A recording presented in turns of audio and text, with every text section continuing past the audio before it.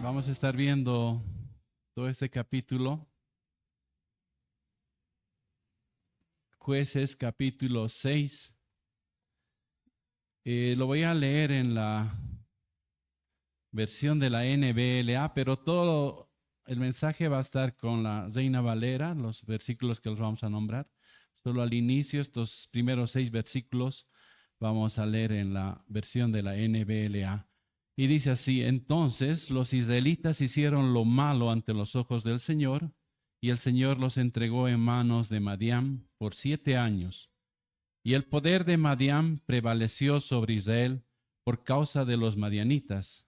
Los israelitas hicieron escondites en las montañas y en las cavernas y en los lugares fortificados, porque sucedía que cuando los hijos de Israel sembraban, los madianitas venían con los amalecitas y los hijos del oriente y subían contra ellos, acampaban frente a ellos y destruían el producto de la tierra hasta Gaza, y no dejaban sustento alguno en Israel, ni oveja, ni buey, ni asno, porque subían con su ganado y sus tiendas, y entraban como langostas en multitud. Tanto ellos como sus camellos eran innumerables, y entraban en la tierra para devastarla. Así fue empobrecido Israel en gran manera por causa de Madián, y los israelitas clamaron al Señor. Oremos, hermanos. Señor, te damos gracias por esta mañana, te damos gracias porque tu palabra hoy puede ser predicada. Gracias, Señor, por cuidado que tenemos cada uno de nosotros como padres, por nuestros hijos.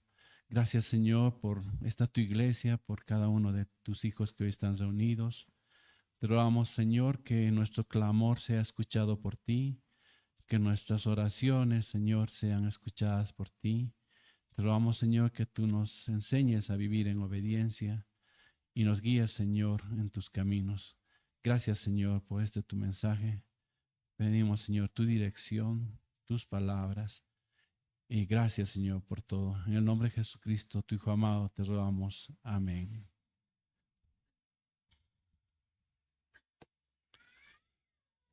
Bien, hermanos, la historia de los israelitas se repetía una y otra vez.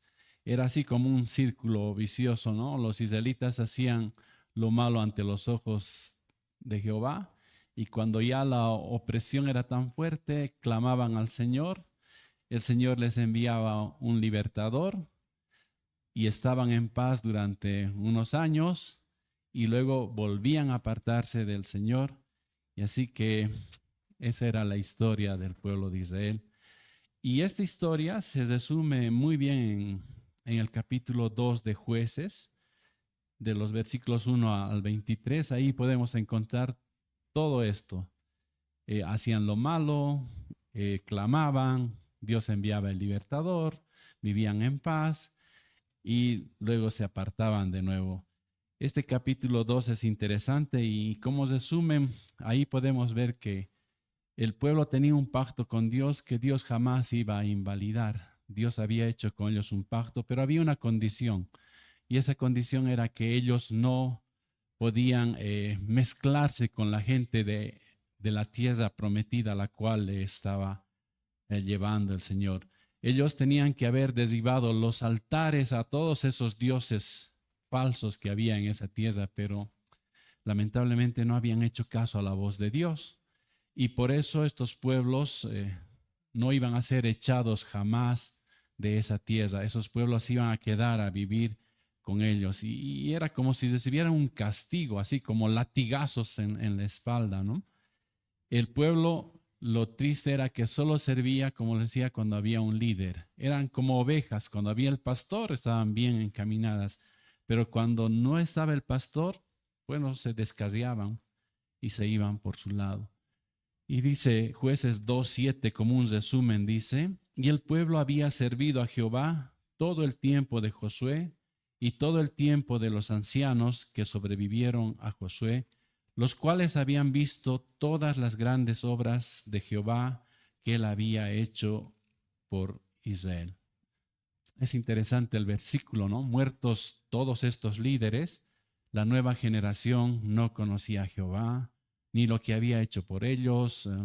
Así que el resultado fue que se apartaron de Dios e hicieron lo malo ante los ojos del Señor y se fueron tras los dioses que estaban viviendo en sus alrededores. Y no solo se fueron, los adoraron. Y no solo los adoraron, sino construyeron altares para adorar a estos dioses, ¿no? Y esto provocó a ira al Señor contra su pueblo y los entregó en manos de todos estos pueblos enemigos que tenían ahí. Y claro, ellos no podían hacer nada frente a ellos porque estaban apartados del Dios verdadero. Así que su situación era que si antes estaban protegidos de la mano del Señor, pues ahora estaban apartados, desprotegidos a causa de su desobediencia. Y eso les traía aflicción, les traía dolor, les traía pobreza. Y Dios, pero no se queda ahí porque les pone jueces para que los liberten. Y lo que decíamos al comienzo, que apenas moría el juez, ellos se volvían a apartar de los caminos. Y ese era el problema, su desobediencia. Y se corrompían, dice la palabra, mucho más que sus padres. Y esa era una situación terrible para los hijos del pueblo de Israel. Tal vez nosotros podemos ver la misma situación en nuestros días cuando nosotros como padres no transmitimos la palabra del Señor a nuestros hijos. El resultado va a ser que igual se van a apartar tras falsos dioses, y dioses falsos hay un montón en nuestro tiempo, ¿no? Pero ¿saben qué dice la Biblia en Gálatas 6:7? Dice que Dios no puede ser burlado, que todo lo que el hombre sembrare, eso también cosechará. Entonces, hermanos, viendo al pueblo de Israel, realmente nos falta vivir una vida de devoción personal. Nos falta estar cada día leyendo su palabra. Nos falta tener esos tiempos a solas con el Señor. Nos falta ser obedientes a su palabra. Y no como el pueblo de Israel, solo cuando haya alguien que nos obligue a hacerlo, alguien que nos diga, has leído tu Biblia, has estudiado. No, no solamente tiene que ser, sino tiene que ser algo entre nosotros y el Señor. Y con todo esto, el libro de Jueces nos habla de un hombre que estuvo listo para obedecer. Y este hombre se llamó Gedeón. Y dice el capítulo 6, habla de él. Y como hemos dicho, dice así: los hijos de Israel hicieron lo malo ante los ojos de Jehová, y Jehová los entregó en mano de Madián por 7 años. Uno diría que no es nada, ¿no? Porque los años que estuvieron en servidumbre en épocas pasadas eran a veces mayores. Por ejemplo, ellos estuvieron bajo el yugo de los babilonios por 8 años y luego estuvieron bajo Moab por 18 años, bajo los cananeos por 20 años, y ahora dice la palabra de Dios que están con Madián 7 años.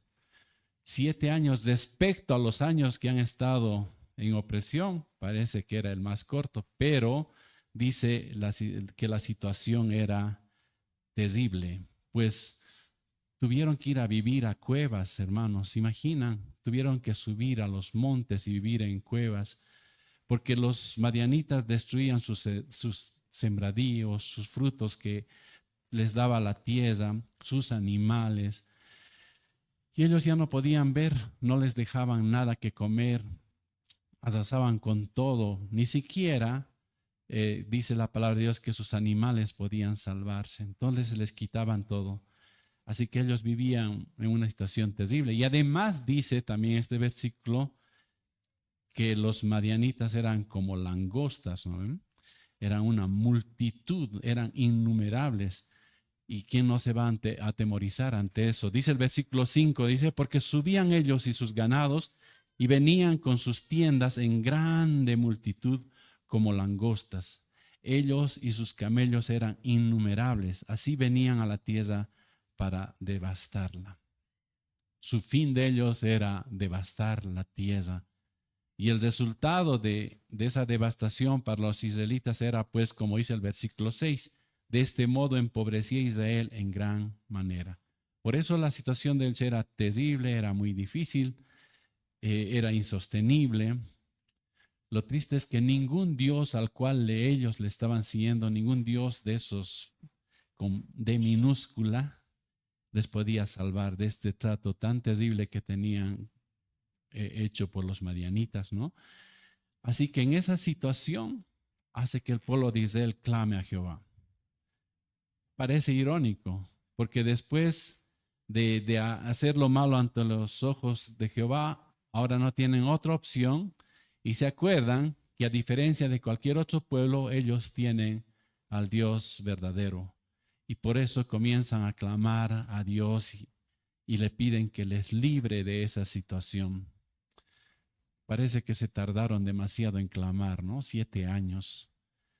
Y estuvieron viviendo en cuevas y se olvidaron, como dice el Salmo 62, 6 a 7, dice que Él es nuestra roca, Él es nuestra salvación, Él es nuestro refugio y no vamos a resbalar.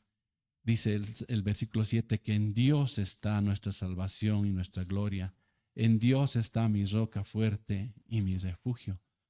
Se olvidaron ellos que Dios era todo eso para ellos.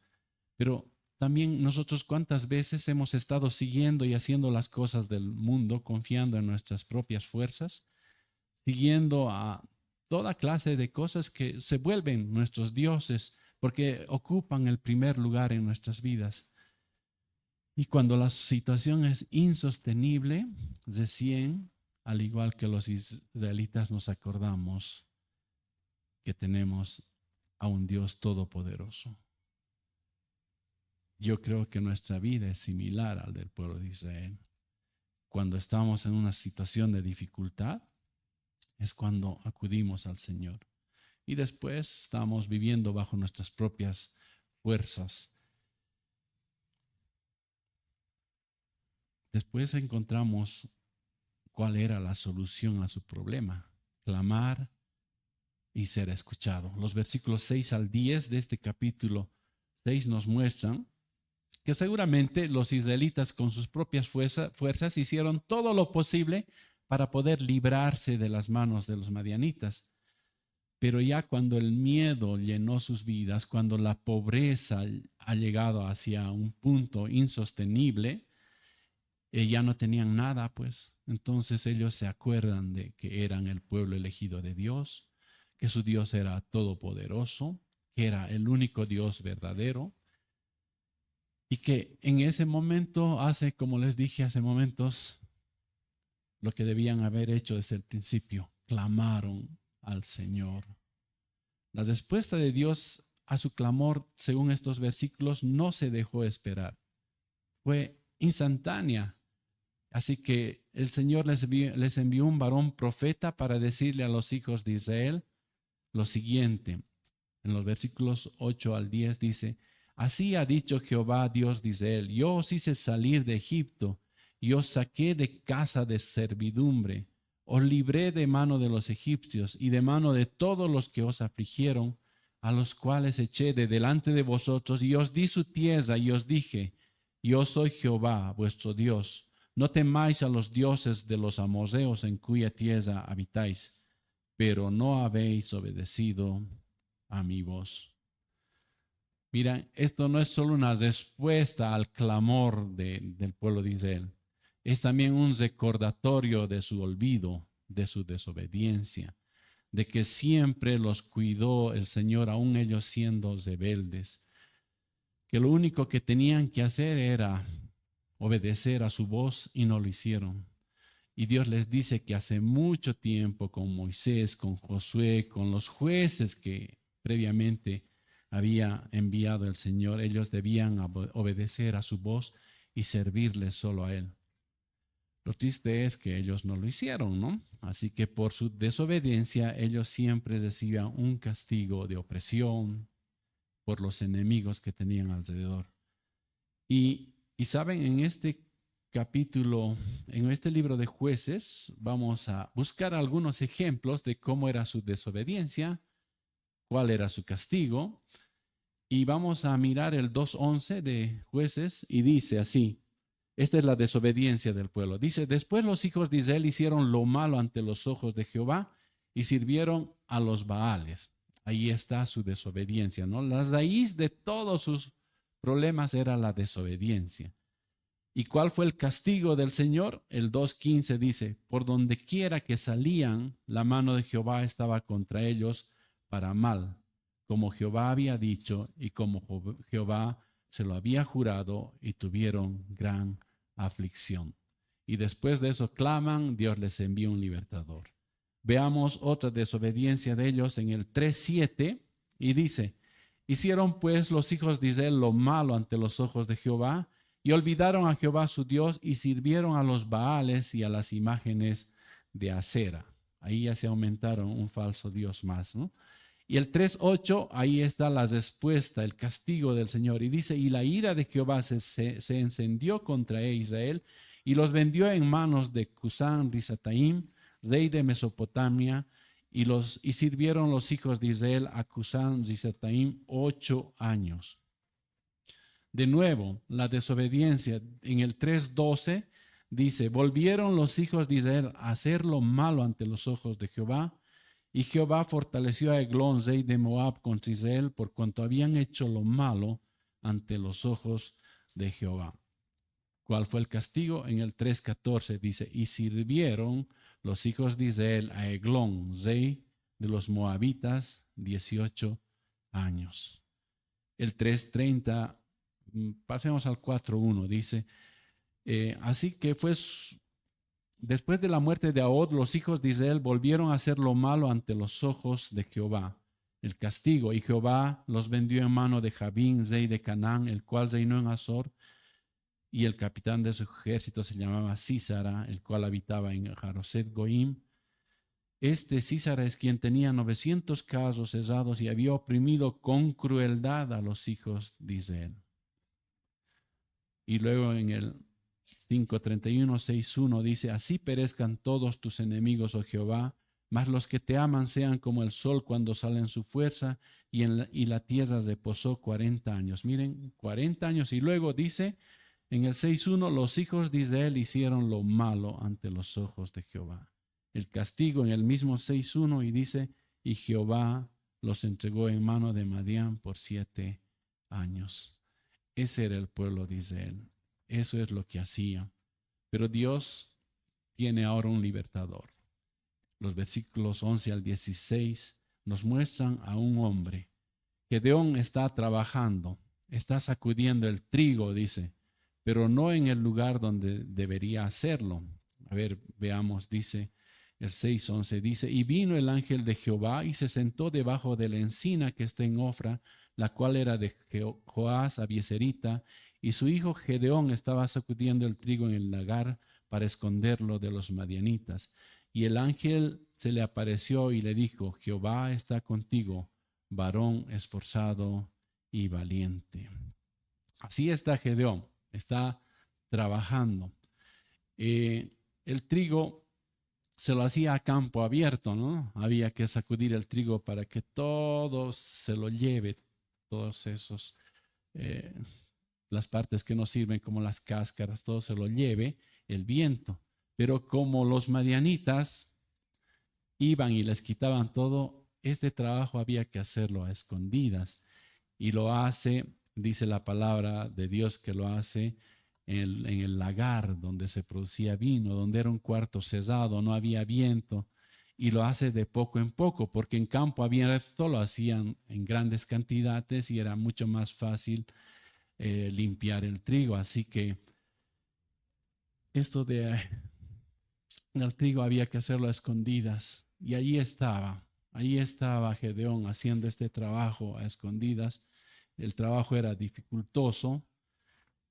Y dice la palabra, es interesante, dice, y vino el ángel de Jehová y se sentó debajo de la encina que está en Ofra. Esa encina era un árbol que daba muchas sombras. Sus hojas estaban verdes, sus hojas estaban llenas de vida por mucho tiempo, y era un árbol lleno de vida, y su tronco era muy duro. ¿A qué hago mención esto? A que son características que un líder debe tener, porque un líder debe dar la seguridad de que tenemos un Dios, como dice su palabra, que bajo la sombra de sus alas nosotros encontramos refugio, así como este árbol, ¿no? También es Dios quien le llama a Gedeón para que dé vida a su pueblo, para que le saque de esa esclavitud, así como este árbol tenía vida en sus hojas. Y además, así como su tronco fuerte, Dios le iba a hacer fuerte a Gedeón frente a sus enemigos. Y es interesante cuando el ángel se presenta, le dice, Jehová está contigo, varón esforzado y valiente. ¿Cómo puede uno decir que Gedeón es valiente si estaba escondido? ¿No ve? Lo de esforzado sí está bien porque hacía un trabajo duro ahí, pero lo de valiente no estaba, no estaba siendo valiente Gedeón en ese momento. Y porque todo el pueblo estaba con temor. Y al igual que ellos, Gedeón estaba con temor. Por eso es que Gedeón hace preguntas. Y Gedeón les respondió, dice, Señor mío, si Jehová está con nosotros, ahí viene la primera pregunta. ¿Por qué nos ha sobrevenido todo esto? La segunda, ¿y dónde están todas sus maravillas que nuestros padres nos han contado diciendo, ¿no nos sacó Jehová de Egipto? Y ahora Jehová nos ha desamparado y nos ha entregado en mano de los madianitas. ¿Por qué nos ha sobrevenido todo esto? ¿Dónde están las maravillas que nuestros padres nos han contado? De cómo los sacó de Egipto. ¿Dónde está todo eso?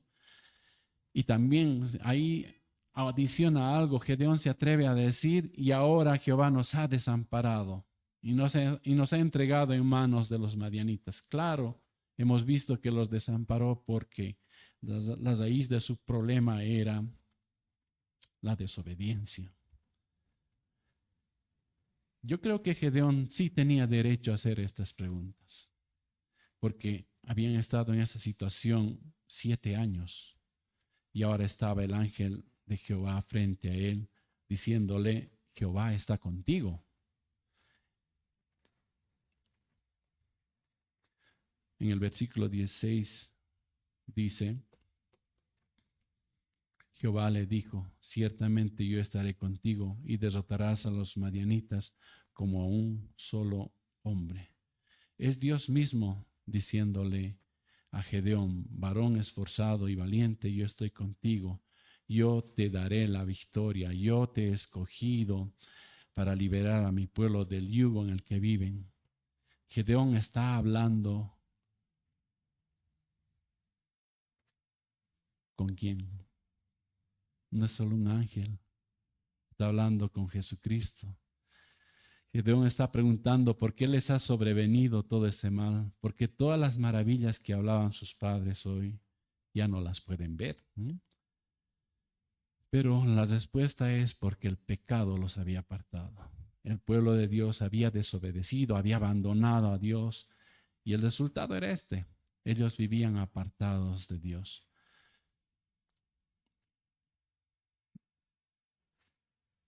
Debemos entender, hermanos, que igual que ellos, nuestro pecado nos aparta del Señor. Pero al igual que Gedeón, Él nos dice, yo estoy contigo.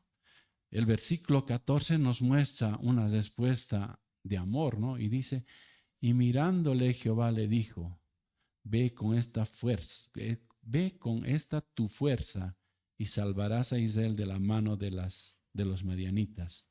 ¿No te envío yo? Esta es una profecía que se va a cumplir en el capítulo 7, ¿no? Dios le está diciendo, ve con esta tu fuerza. Él le está hablando de lo que va a ocurrir en el futuro. Por eso le dice, varón esforzado y valiente. Ese es el Gedeón que va a enfrentar a los madianitas. Pero le está mostrando lo que él va a hacer. Así que Gedeón es, como Moisés, un libertador. Pues para Gedeón hay un mandato y un trabajo específico. El mandato, como dice el versículo 14, es, ve con esta tu fuerza. La misión es, salvarás a Israel de mano de los madianitas. Gedeón iba a salvar a Israel de aquellos que eran, dice, hemos leído como langostas, que eran innumerables, que destruían todo lo que tenían a su paso. Tenía que liberarlos de aquellos que los habían llevado a la pobreza, que los habían obligado a vivir en las cuevas con temor, a esconderse. Gedeón en este momento está recibiendo una orden de que haga todo esto. Y para que tenga esa fortaleza y esa seguridad de que lo va a hacer, le dice Dios, ¿no te envío yo? Esa es la garantía de la victoria, ¿no? Dios le está dando ahí la seguridad de que va a tener victoria porque Él es quien le envía. Algo que también podemos aprender es que Dios utiliza a las personas que están ocupadas. Gedeón estaba ocupado. Dios está utilizando a personas que dicen no tener tiempo, ¿no? Así que Dios no usa a las personas ociosas. Si tú dices, yo no tengo tiempo para la iglesia, yo no tengo tiempo, no puedo, ten por seguro que Dios te va a utilizar, hermano. Si las horas del día no te alcanzan, ten por seguro que puedes ser un instrumento como Gedeón utilizado por Dios. Pero después de todo esto hay una respuesta inesperada. Hay un no puedo de Gedeón. Después de que Dios le dice que vaya con su fuerza y que era Dios quien le estaba enviando a liberar al pueblo de Israel, bueno, nosotros podemos imaginar que Gedeón ya estaba listo, pues ya estaba preparado para enfrentar a los madianitas, pero el versículo 15 dice, entonces les respondió, Señor mío, ¿con qué salvaré yo a Israel? He aquí que mi familia es pobre en Manasés y yo el menor en la casa de mi padre. No debemos limitar nuestra obediencia a Dios de acuerdo a nuestra comprensión, a cómo comprendemos el poder y la voluntad de Dios. ¿Saben? Lo difícil es hacer algo que no entendemos. Y cuando las circunstancias y otras personas te dicen que eso es imposible, podemos creerlo, ¿no? Porque la gente dice, eso no es lógico, no lo hagas, eso no vas a poder lograrlo. Pero saben, en esas circunstancias es que se requiere una gran fe en Dios.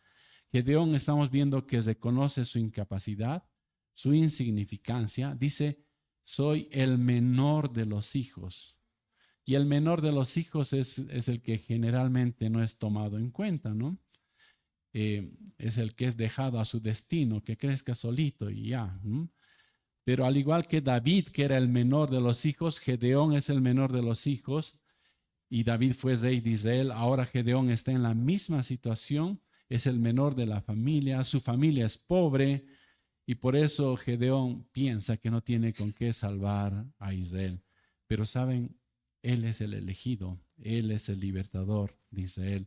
Las palabras del Señor le van a dar esa fortaleza y esa seguridad, porque el versículo 16, el Señor le dice,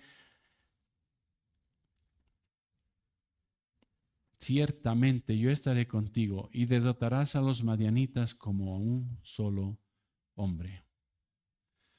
Esto nos muestra que cuando Dios nos llama no está mirando nuestras riquezas, nuestras capacidades, nuestros estudios, de dónde venimos. Lo que Dios mira es nuestro corazón. Lo que Dios mira es que estemos dispuestos a obedecerle y a servirle en lo que Él haya dispuesto para cada uno de nosotros. Ahora, Gedeón ya está listo, ¿no? Sabe que podrá derrotar a los madianitas. Al principio hemos visto que eran una multitud, eran innumerables, pero en esta promesa Dios le dice que va a derrotar como si fuese un solo hombre. Esto no significa que la victoria va a ser fácil porque el enemigo es débil, ¿no? O sea, tiene la debilidad de un solo hombre. No, lo que significa es que los va a derrotar a todos de una vez. Así que todos sus enemigos van a perecer juntos como si fuesen un solo hombre. Ahora, Gedeón, después de escuchar todo esto, está seguro de que no es un hombre o un profeta quien le está hablando con él, sino que es el Señor mismo. Por eso él les responde en el versículo 17 al 18, yo te ruego que si he hallado gracia delante de ti, me des señal de que tú has hablado conmigo. Te ruego que no te vayas de aquí hasta que vuelva a ti y saque mi ofrenda y la ponga delante de ti.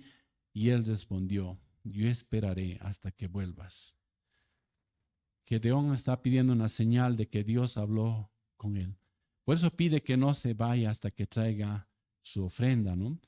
Y él va a traer, dice, un cabrito y hace pan sin levadura. Este pan muestra que era Dios quien estaba con Gedeón, pues solo a Dios se le ofrecía panes sin levadura como ofrenda. Y dice el versículo 19, y entrando Gedeón preparó un cabrito y panes sin levadura de un efa de harina y puso la carne en un canastillo y el caldo en una olla y sacándolo se lo presentó debajo de aquella encina. Es fácil en el versículo pensar que fue un tiempo corto, pero dice, preparó un cabrito. Ayer hemos preparado choripanes, un grupo de varones, ¿sí? Y no es de un ratito, ¿no? Se demora, pero dice que preparó y, y luego dice, y panes sin levadura de un efa de harina. ¿Saben cuánto es más o menos un efa de harina? Es como 20 a 22 kilos. Las mujeres, ¿cuánto de pan sacarían de esta cantidad de kilos? O sea, no es algo que se hacía en un momento. Y ahí está respondiendo el Señor, yo esperaré hasta que vuelvas, ¿no? Entonces ahí la ofrenda es demasiada, digamos, para una sola persona. Gedeón estaba ofreciendo un cabrito, estaba dando lo mejor de lo que, poco que tenía, porque él dice que era pobre, estaba dando así que lo mejor. Era una ofrenda de agradecimiento. ¿Saben por qué? Porque la promesa era que iban a ser salvos de la mano de los madianitas. Así que esta ofrenda ahí debajo de la encina era el mejor lugar para hacerlo. Dice el versículo 20, entonces el ángel de Dios le dijo, toma la carne y los panes sin levadura y ponlos sobre esta peña y vierte el caldo. Y él lo hizo así. Gedeón fue obediente, no puso pero así hay que hacerlo, no. Hizo lo que se le ordenó, lo puso sobre la peña, dice, es decir, sobre una roca.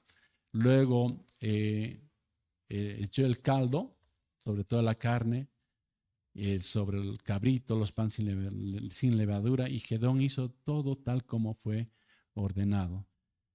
Entonces podemos ver que Gedeón ofreció la ofrenda, pero el Señor es quien le indica cómo hacerlo. Y al hacerlo de esa manera significa obediencia. Gedeón está mostrando su obediencia, hacer lo que Dios quiere que haga. Muchas veces nosotros queremos hacer las cosas a nuestro modo, pero Dios nos dice cómo debemos hacerlo. Y al igual que Gedeón, debemos estar dispuestos a hacerlo como Dios nos dice que lo hagamos. Y el 21 dice, y extendiendo el ángel de Jehová el báculo que tenía en su mano, tocó con la punta la carne y los panes sin levadura y subió fuego de la peña, el cual consumió la carne y los panes sin levadura, y el ángel desapareció de su vista. Miren, hermanos, no fue Gedeón quien encendió el fuego. Fue el mismo Señor quien lo hizo tocando con la punta de su báculo, dice, la carne y los panes, y el fuego subió de la roca y consumió toda la ofrenda. No quedó nada. Muchas veces nosotros pensamos que cuando damos una ofrenda en la iglesia tenemos poder para decidir cómo debe usarse esa ofrenda, ¿no? Pero no es así. La ofrenda consumida nos muestra que ya no queda nada. La ofrenda ha sido recibida por el Señor. Por eso debemos saber que una vez que entregamos nuestra ofrenda, no nos pertenece. Bueno, aunque en realidad no nos pertenecía, ¿no? Porque la palabra dice que somos administradores de todo lo que nos da. Gedeón ahora lo sabe. Su ofrenda se consumió y el ángel dice el versículo que desapareció de su vista. Ahora ya está la señal dada. Su petición de presentar su ofrenda fue aceptada y el futuro libertador ya estaba listo para iniciar su misión. El Señor le dice, tú sí puedes, y Él va a cumplir la misión. Dice los versículos 22 al 24, viendo entonces Gedeón que era el ángel de Jehová, dijo, Señor Jehová, he visto al ángel de Jehová cara a cara. Pero Jehová le dijo, pasa a ti, no tengas temor, no morirás. Y edificó allí Gedeón altar a Jehová, y lo llamó Jehová Salom, el cual pertenece hasta hoy en Ofra de los Abiezeritas. Siempre que una persona veía al Señor pensaba que iba a morir. Dice que Gedeón había visto cara a cara, había conversado con él y ahora creía que iba a morir. Pero la palabra dice que eso no iba a ser así porque él había sido elegido para ser el libertador de Israel. Por eso el Señor dice que venga paz a ti. Esa es la promesa de liberación que se va a cumplir con Gedeón. Gedeón está agradecido y por eso se construye este altar como muestra de su gratitud y le pone el nombre de Jehová Shalom. Allí había seguramente muchos altares a Baal porque todos se habían descasiado y habían construido sus propios altares, pero ahí está Gedeón haciendo un altar a Jehová, poniéndole nombre, porque Jehová es el que les va a dar bendición a su familia y a su pueblo y les va a dar paz, porque solo viene eso de él, la bendición y la paz. Y luego dice el 25 al 27, aconteció que la misma noche le dijo Jehová, toma un toro del hato de tu padre, el segundo toro de 7 años, y derriba el altar de Baal que tu padre tiene, y corta también la imagen de acera que está junto a él, y edifica altar a Jehová tu Dios en la cumbre de este peñasco, en lugar conveniente, y tomando el segundo toro, sacrifícalo en holocausto con la madera de la imagen de acera que habrás cortado. Entonces Gedeón tomó 10 hombres de sus siervos e hizo como Jehová le dijo, mas temiendo hacerlo de día por la familia de su padre y por los hombres de la ciudad, lo hizo de noche. Ahora la misión de Gedeón es esta. Tiene que derribar el altar que estaba en su casa, en la casa de su padre, ¿no? Podemos decir, ¿por qué no lo hizo más antes? Porque estaba en su casa. Pero podemos decir también que era un deber de todos los israelitas destruir todos estos altares.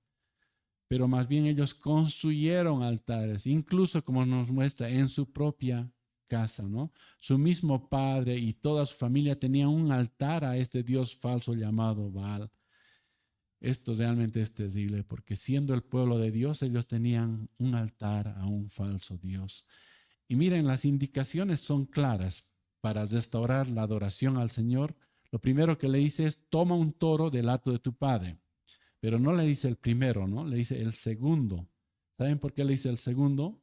Porque el primero estaba ya destinado para ser sacrificado a Baal. Por eso le pide el segundo.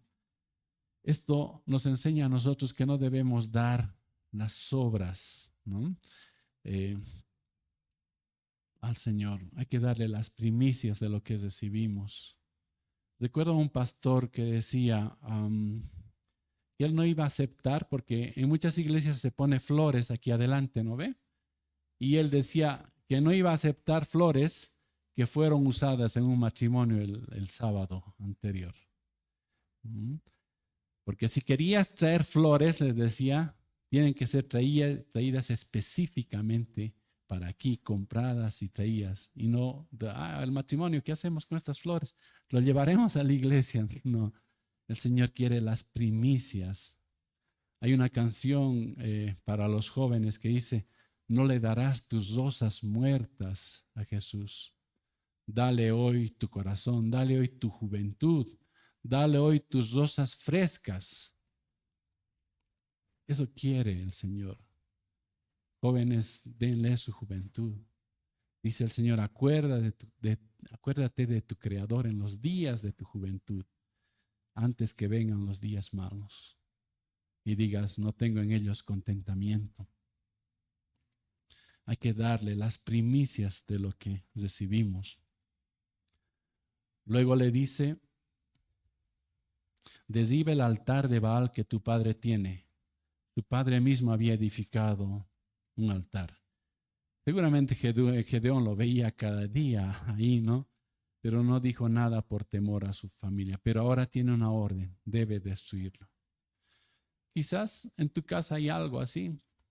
Quizás en tu casa hay algo similar que no glorifica a Dios.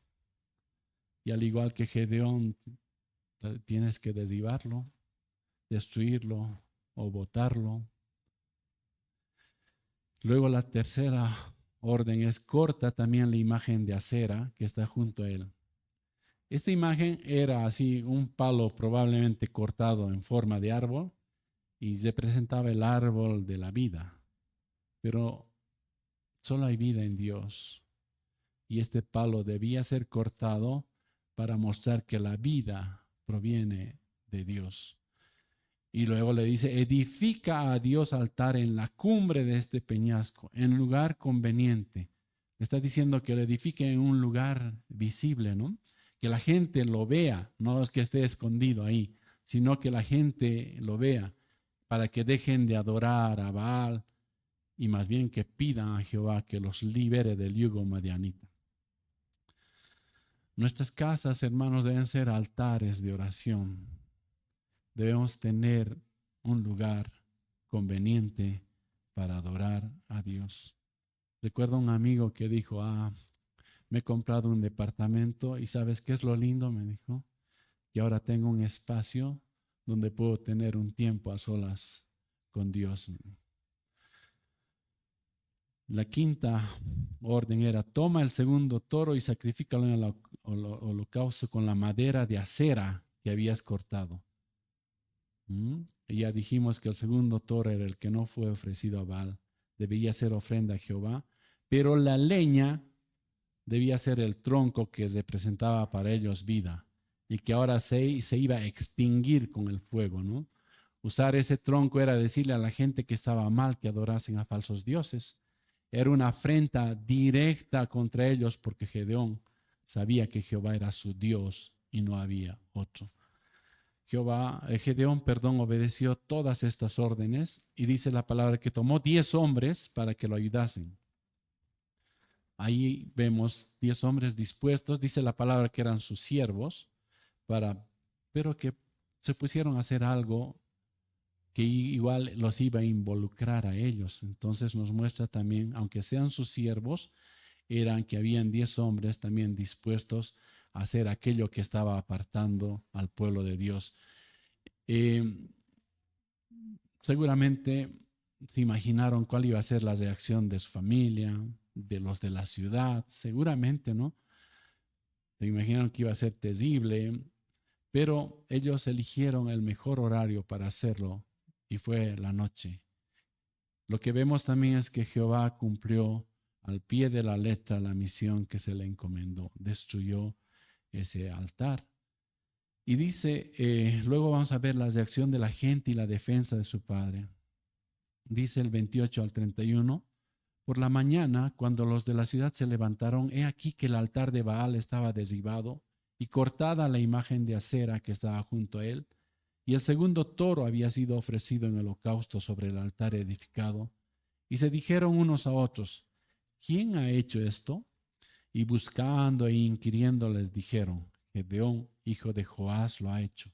Entonces los hombres de la ciudad dijeron a Joás: saca a tu hijo para que muera, porque ha derribado el altar de Baal y ha cortado la imagen de acera que estaba junto a él.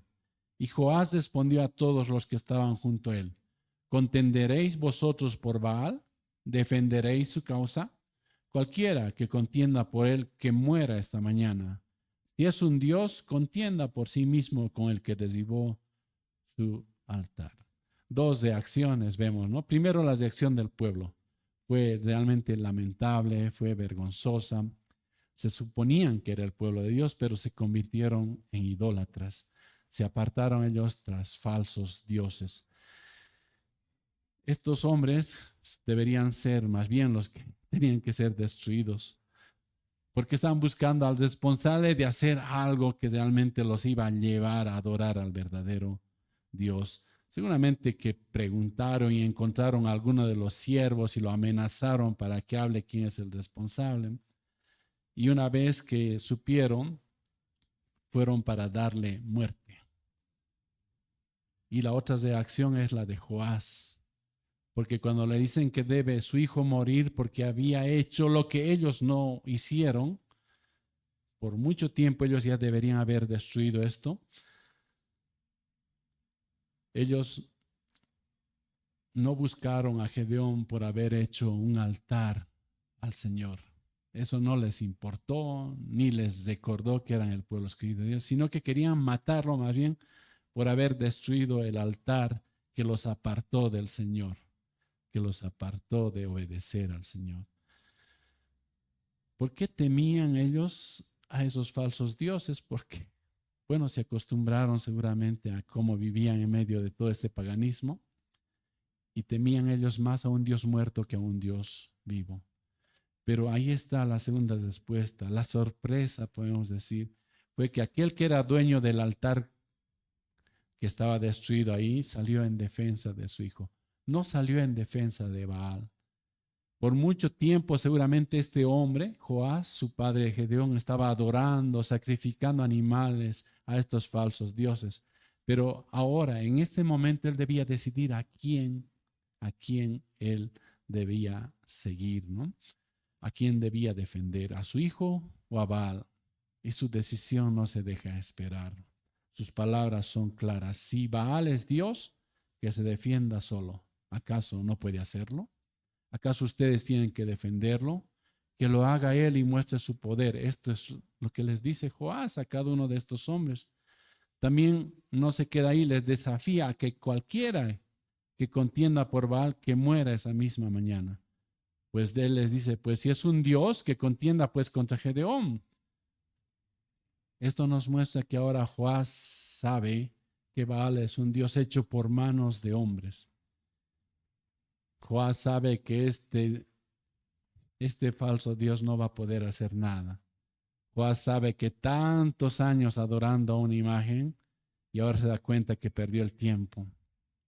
Que el Dios al cual su hijo le hizo un altar es el Dios verdadero y que Baal no es nada y que no va a poder defenderse. Esta es una gran enseñanza, hermanos. Tal vez muchas veces hemos estado tras cosas que quitaron el primer lugar a Dios de nuestras vidas, al cual le damos más tiempo. Pero debemos aprender de Joás. Al encontrarse en esta situación en que debía decidir que esos sacrificios a Baal fueron vanos, decidió por el único Dios verdadero. Debemos pensar, hermanos, debemos meditar y ver y analizar qué Baales hay en nuestra vida. No esperes que alguien te los derribe.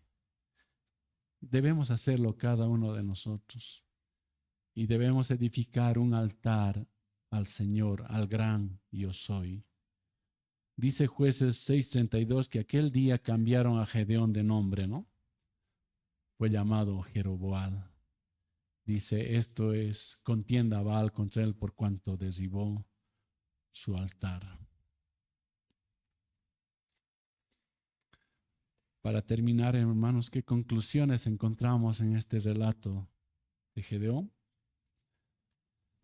Es que tal vez muchas veces hemos estado, como decía, tras muchas cosas que quitaron el primer lugar a Dios de nuestras vidas y le damos la mayor parte de nuestro tiempo.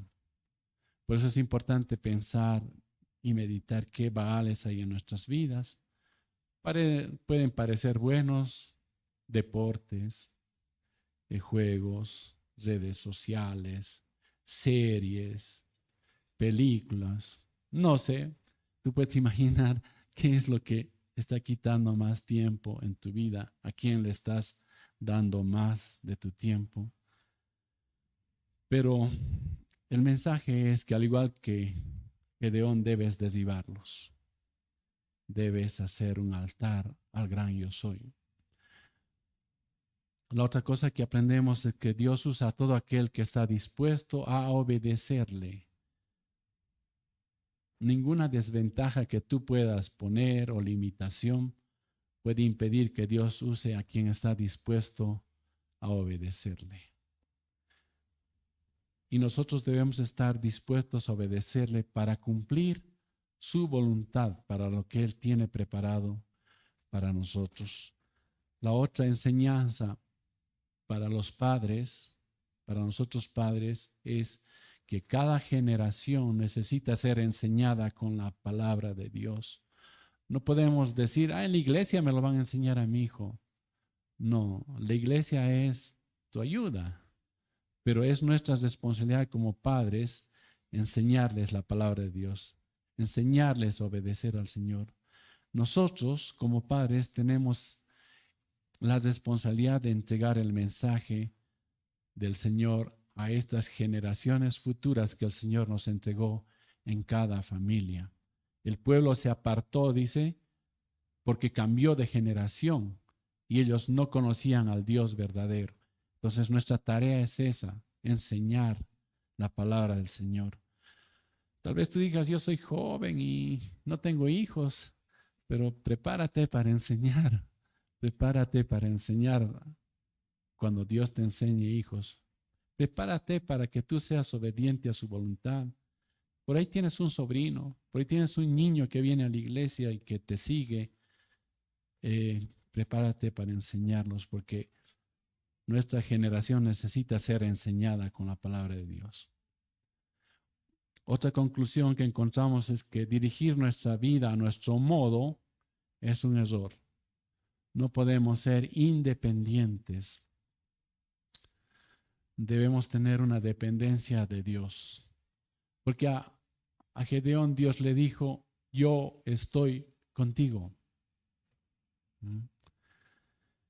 Otra enseñanza que encontramos en esto es que nada ni nadie debe ocupar el lugar de Dios como Señor de nuestras vidas. Ni los dioses paganos de la antigüedad, ni los dioses actuales de nuestro tiempo. Necesitamos rendirnos al Señor, necesitamos hacer su voluntad y saber, hermanos, que como dice el título de este mensaje, que nuestro clamor va a ser respondido. Querido hermano, clama al Señor. Clama al Señor por aquello que tú conoces.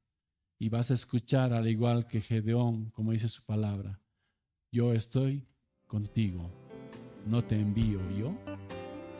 Esa es la respuesta de nuestro Señor.